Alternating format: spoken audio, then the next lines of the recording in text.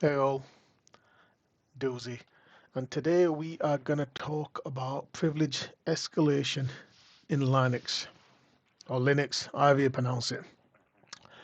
So, what is privilege escalation?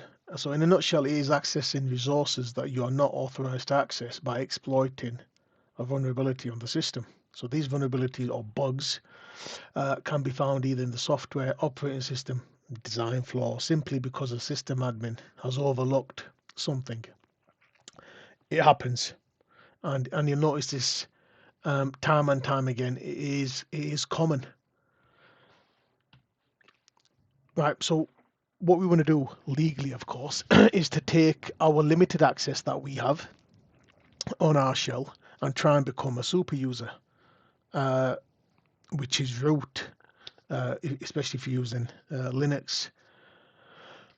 So how do we allow users with limited capability to gain more capability than originally provided? Well, this is where the operating system comes into play. The SUID and the SGID. So it's the set user ID and the set group ID. So this allows low capability users the ability to temporarily elevate their permissions so they can run with the permissions of a higher privileged user to complete a task.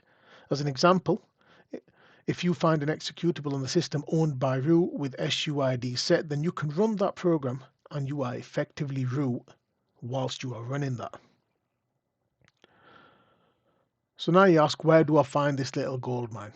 Well, first, if you do run ls, it will show an S in the executable bit of permissions. So for example, if you see r-s, r-s, r-x, this means that the SUID and the SGID are set. Now you won't always get both set. It's normally one or the other. However, one's just enough for you to potentially gain higher privileges. Now you're asking, how do I find these? Well, you can use any of the following commands here. So you've got find command, which will look for these SUID set bits. Now I can show you this on my system here. If we go on to here, and if we run that, and it'll show all the ones that have got the SUID set. Now, as your experience grows, you'll know that most of these are just there. There's not much you can really do with them. So it's really having an eye, finding something that does stand out. And again, it's something that you'll get used to over time, the more you run commands like these and any CTF challenges.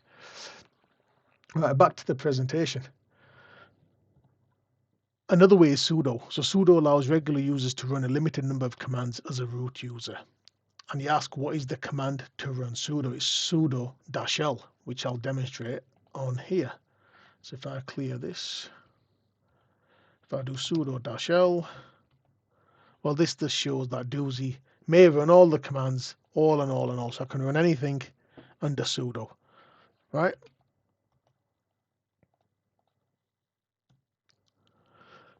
Your new best friend, in addition to Google, is GTFO Bins. Now, it probably doesn't mean anything just yet, but I am going to be running an example, a demonstration of finding set SUIDs and trying to exploit them or to gain higher privileges. And this is the site you will be using.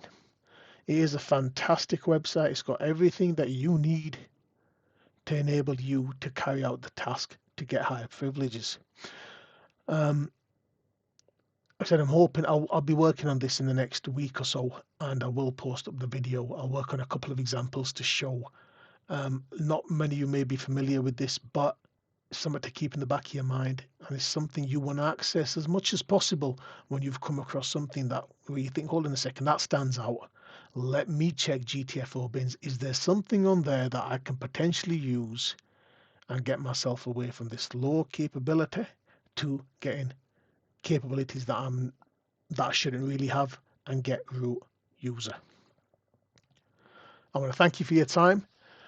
I hope you all have a nice day.